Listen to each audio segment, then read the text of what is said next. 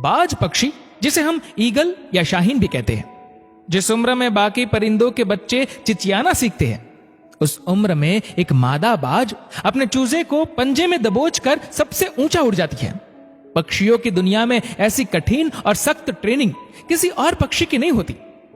मादा बाज अपने चूजे को पंजों में दबोचकर लगभग 12 किलोमीटर ऊपर ले जाती है, जितनी ऊपर अमूमन हवाई जहाज उड़ा करते हैं, और वह दूरी तय करने में मादा बाज 7 से 9 मिनट का समय लेती है।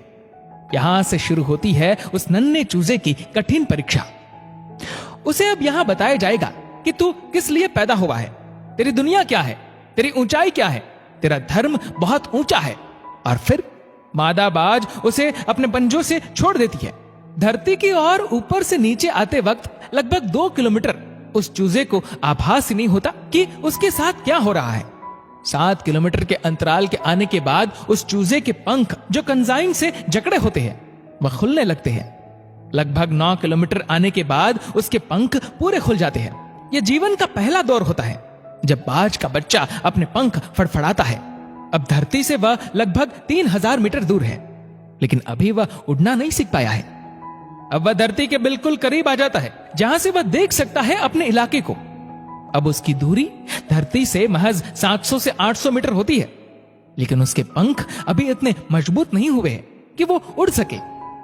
धरती से लगभग 400 से 500 मीटर दूरी पर उसे अब लगता है कि ये उसके जीवन की शायद अंतिम यात्रा है।